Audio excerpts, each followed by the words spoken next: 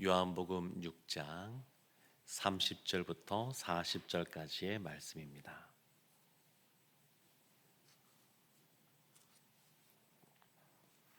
요한복음 6장 30절 말씀부터 한 절씩 교독하겠습니다.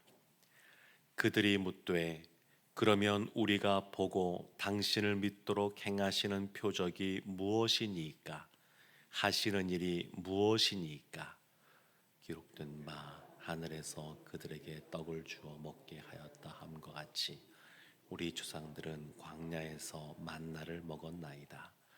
예수께서 이르시되 내가 진실로 진실로 너희에게 이르노니 모세가 너희에게 하늘로부터 떡을 준 것이 아니라 내 아버지께서 너희에게 하늘로부터 참 떡을 주시나니 하나님의 떡은 하늘에서 내려 세상에 생명을 주는 것이니라.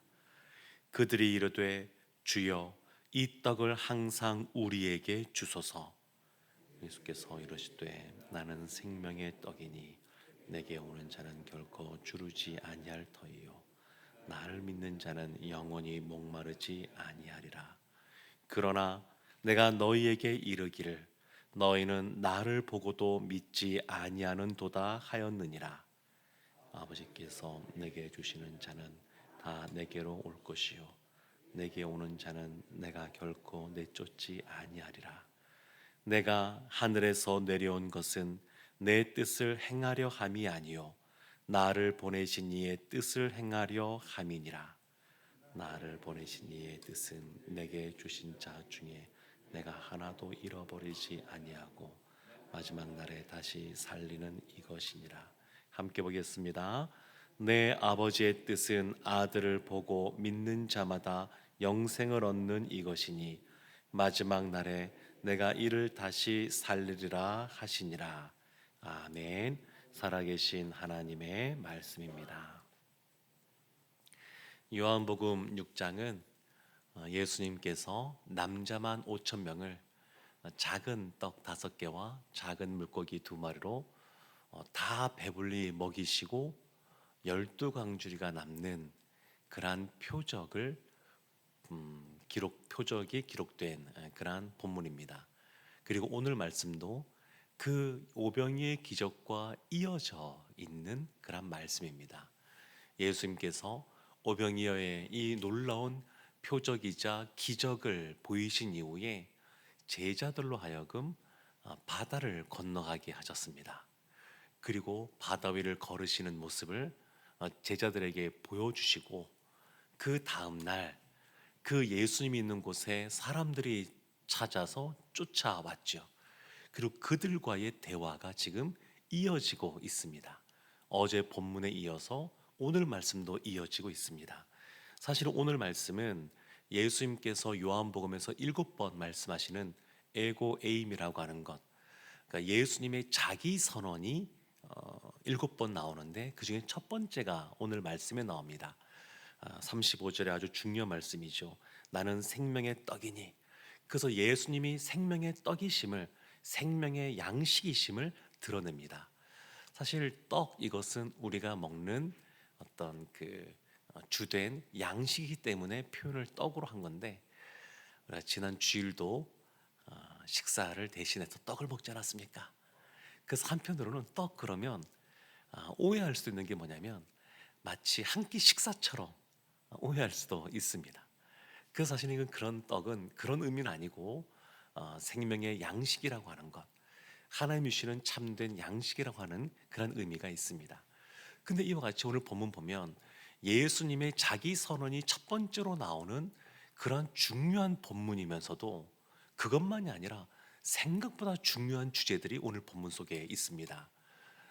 신학적으로 굉장히 우리가 완전히 다 이해하기 어려운 내용도 오늘 본문 안에 들어있는데 대표적인 것이 그겁니다. 우리가 예수를 믿는데 이것은 예수님께서 우리를 선택하여 부르신, 나중에 결과론적으로 뒤돌아보면 하나님이 예정하신 것인가? 그래서 예수 믿는 사람들이 이렇게 정해진 것인가? 아니면 예수님 믿는 것은 사람이 자유의지를 가지고 예수님을 믿기로 결정하고 선택한 것인가? 그러니까 하나님의 그 주권과 인간의 책임에 대한 내용이 사실 오늘 본문 속에 들어가 있습니다. 하나님께서 우리로 하여금 예수님을 믿고 구원받은 백성으로 살아갈 수 있도록 그와 같은 충분한 말씀을 성경에 담아 두셨지만 우리가 하나님의 그 모든 것을 다 온전히 이해하는 것은 아닙니다. 그래서 오늘 30절부터 36절까지의 말씀을 보게 되면 크게 보면 인간의 책임, 하나님이 주신 그런 자유의지 가운데 하나님 앞에 나아가는 인간의 책임에 대한 부분도 사실은 도드라지게 나오고 37절부터 40절까지 말씀을 보게 되면 하나님의 그러한 전적인 주권 하에서 하나님의 사람들이 선별되는 그러한 부분이 나옵니다. 선택되는 부분이 나옵니다. 지금 동계올림픽이 한창인데 국가대표 선수들이 우리나라를 대표해서 경기에 임하고 있습니다. 근데 올림픽에 나가는 선수를 보게 되면 그냥 나가는 것이 아니라 먼저는 그 나라에서 국가대표로 선발되어야 되고 국가대표로 선발된다고 다 나가는 것도 아니라 그 올림픽 그 위원회에서 이런저런 행사들을 행하니까 거기에서 일정 정도의 등수에 들어야 기록이 있어야 올림픽에 예선전이라도 출전할 수 있습니다. 그러니까 이런 것은 선발이죠, 선발. 선발이라고 하는 것은 그 사람이 어떠한 자격을 갖고 있느냐, 어떠한 능력을 갖고 있느냐, 이런 것에 따라서 선발되는 겁니다. 근데 선택, 선별, 이것은 그렇지가 않습니다. 우리가 어떠한 것을 많이 갖고 있느냐, 그래서 하나님의 자녀로 선택된 것이 아니라 이것은 그것과 상관없이 선택된 거예요. 그래서 하나님의 자녀로 선택되었다라고 하는 것은 우리로 하여금 그것에서 자랑하는 것이 아니라 하나님 앞에 늘 감사할 거리입니다. 우리도 똑같이 하나님 앞에서 다 죄인인데 하나님께서 이와 같이 우리를 긍휼히 여겨 주셔서 하나님의 자녀로 삼아 주셨구나. 이것에 대해서 늘 감사하게 되는 것이죠. 그래서 오늘 말씀을 좀 살펴보면서 이런 내용을 간단하게 또한 다뤄보려고 합니다. 30절 말씀 이렇게 시작합니다. 그들이 묻되 오병이어 사건 이후에 예수님께 따라왔던 그 사람들입니다. 그들이 묻되 그러면 우리가 보고 당신을 믿도록 행하시는 표적이 무엇이니까? 표적을 구합니다. 표적.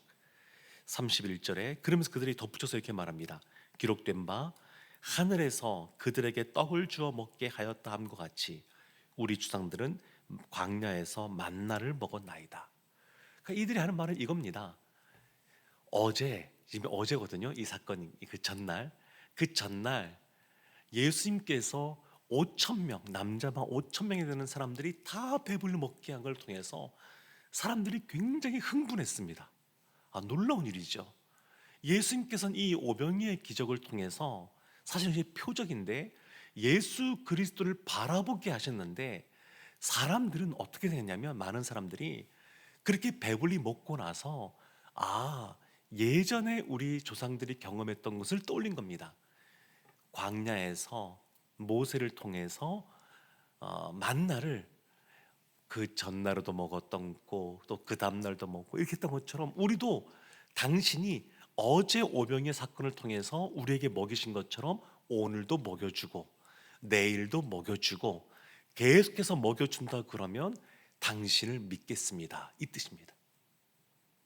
지금 그 표적을 오병이어 기적뿐만 아니라 표적만이 아니라 반복해서 계속해서 날마다 만나를 줬던 것처럼 만나를 준 것처럼 우리를 먹여달라. 그러면 믿겠다. 이렇게 그들이 이야기한 겁니다. 거기서 32절에 예수님께 말씀하십니다. 예수께서 이러시되 내가 진실로 진실로 너희에게 이르노니 모세가 너희에게 하늘로부터 떡을 준 것이 아니라 내 아버지께서 너희에게 하늘로부터 참떡을 주시나니. 그들은 모세가 주었다고 생각하고 있습니다.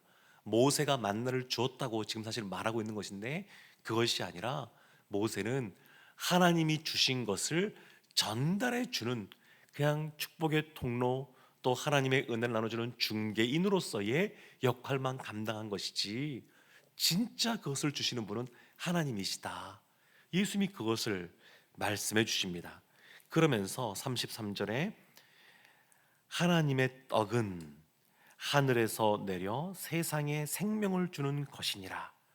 그것이 바로 하나님의 떡, 참떡을 말하는데, 이 참떡이 누구냐면 말씀이신 예수 그리스도를 말하고 있습니다. 그러니까 예수님은 이 땅 가운데 너희들 가운데 떡을 주기 위해서 내가 온 것이 아니라 내가 떡이 되어 또 떡이 되려고 이 땅에 오셨다, 이렇게 지금 말씀하고 있는 겁니다. 떡으로 오신 겁니다. 참떡.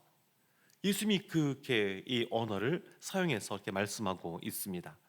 그럼 35절에 아주 중요한 말씀이죠. 예수께서 이르시되 나는 생명의 떡이니 내게 오는 자는 결코 줄이지 아니할 터이요 나를 믿는 자는 영원히 목마르지 아니하리라. 예수님이 참된 생명의 양식입니다. 생명의 양식. 그래서 내게 오는 자, 내게 오는 자. 그러니까 스스로 우리가 하나님 앞에 나아가는 사람, 그러니까 내게 오는 자, 스스로 나오는 사람들에 대해서는 결코 줄이지 아니할 터요 나를 믿는 자, 나를 믿는 자는 영원히 목마르지 아니하리라. 그러니까 예수님께 나오는 사람들에 대해서는 그 누구라도 다 하나님께서 받아주시고 용납해 주시고 또 하나님의 자녀로서 삶을 살게 하신다. 이것을 지금 예수님께서 알려주고 계신 겁니다. 그러니까 우리가 하나님이 주신 그런 자유의지를 가지고 하나님께 나아가면, 그러면 누구라도 하나님의 구원받은 백성으로서의 삶을 살 수 있다. 이것을 예수님께서 말씀하신 겁니다. 그러면서 36절의 말씀을 덧붙이죠. 그러나 내가 너희에게 이르기를 너희는 나를 보고도 믿지 아니하는도다 하였느니라. 나를 보고도 믿지 아니한다. 그래서 사실은 이 정확하게 우리의 자유의지를 설명한다 그러면 이래 볼 수 있습니다. 우리의 자유의지를 가지고 예수님께서 사실은 누구라도 다 쫓아오고 계시거든요. 예수님께서 지금 그렇게 말을 듣지 않는 바리새인들, 서기관들을 향해서도 반복해서 그들에게 말씀해 주시고 그들에게 표적을 보여주시고 그들의 하나님의 자녀가 될 수 있도록 그들을 초청하고 계십니다. 그러니까 하나님은 늘 그와 같이 우리를 하나님의 자녀가 될 수 있도록 하나님께 초청하고 계셔요. 다만 하나님이 주시는 자유의지라고 하는 것은 뭐냐면 하나님이 이와 같이 은혜를 베풀어 주시는데 사람이 그 자유의지로 하나님을 거부하기도 합니다. 그럴 수가 있습니다. 모세 시대 때 애굽의 바로에게 하나님께서 모세를 보내서 그들에게 10가지, 그들 입장에서는 재앙이죠. 그것을 행하게 하십니다. 그때 보면 바로의 마음이 강팍해졌다, 이런 표현이 많이 나옵니다. 하나님께서도 바로의 마음을 강팍하게 하셨다, 이런 표현이 나옵니다. 그래서 이 부분 보게 되면 오해할 수가 있습니다. 아니, 하나님께서 하나님께 나오지 못하도록 그의 마음을 나쁘게 이렇게 만드시는 건가? 오해할 수 있지만 사실은 성경은 그렇게 말하는 것이 아닙니다. 성경 보면 바로가 스스로 강팍하여졌다, 이런 표현이 더 많이 나오고, 그리고 하나님이 그 마음을 강팍하게 했다는 표현보다 바로가 자신의 마음을 강팍하게 했다는 표현이 더 먼저 나옵니다. 그러니까 하나님은 이렇게 행하시는 겁니다. 스스로 하나님 앞에 나아가지 않고 거부하는 그런 강팍한 마음을 바로가 가졌는데 그것에서 하나님이 내버려 두시는 거죠. 사실은 그것이 심판이고 그것이 강팍하게 하셨다는 표현입니다. 그러니까 하나님은 사람들로 하여금 무엇인가 나쁜 쪽으로 가도록 그 마음을 그렇게 만드시는 분이 아니시라, 사람이 그 같은 마음을 먹고 있을 때에 또 나쁜 일을 행할 때에 그냥 내버려 두시는 것. 그래서 결과론적으로 보게 되면 그 나쁜 것이 더 상황이 더 악화되어 가는 것. 그것이 사실 하나님의 심판이시거든요.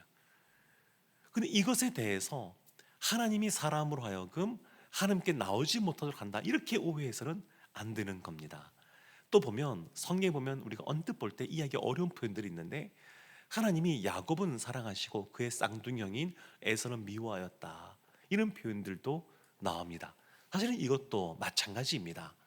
사실 그 에서도 보면 성경에 그는 장자라, 이런 표현도 나오거든요.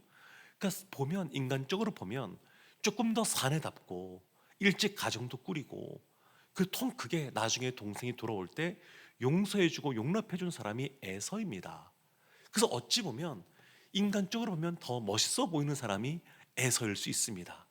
그런데 그것이 아니라 하나님께서 어찌 보면 보잘것없고 그리고 뭐 하나 내세울 것 없는 사람도 하나님의 그러한 선별하심, 선택하심 속에 하나님의 자녀가 되게 하셨다고 하는 것, 사실 이런 것들이 우리로 하여금 하나 앞에 감사할 제목들이 됩니다. 그래서 이와 같이 하나님께서는 우리에게 나오는 것에 대해서 가로막는 분이 아니시라 다 열고 계셔요. 우리가 전도할 때 그래서 그와 같은 일들을 다 하는 건 아니겠습니까? 누가 선택되었다라고 생각하면 이거 하나님께서 하시겠지 생각하고 아무것도 안 할 수 있지만, 하나님은 이 두 가지를 다 우리에게 말씀하고 계십니다. 하나님의 전적인 주권에서 말씀하시지만 인간의 책임에 대해서도 분명하게 말씀하십니다. 그래서 우리로 하여금 누구든지 예수 앞에 나올 수 있도록 그와 같이 우리가 쓰임 받고 전도하는 것, 사실은 이런 것들이 하나님께서 보내신 그러한 일들을 감당하는 모습으로 갈 수 있습니다. 생명의 양식할 때 또 하나 중요한 것이 뭐냐면, 우리가 밥을 먹잖아요. 설 명절 맞이해서 평소보다 맛있는 것 많이 드시지 않았습니까? 그러면 맛있는 걸 먹고 끝나는 것이 아니라 그 음식이라고 하는 것은 우리 가운데 영양분을 공급하는 겁니다.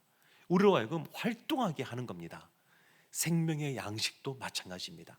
생명의 양식도 그 참떡이신 예수 그리스도가 우리 가운데 거하면, 영적인 양식을 우리가 먹으면, 그러면 하나님의 일을 하는 겁니다.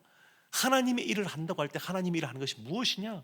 오늘 본문 바로 앞에 보면 29절에 예수님이 이런 말씀하셨습니다.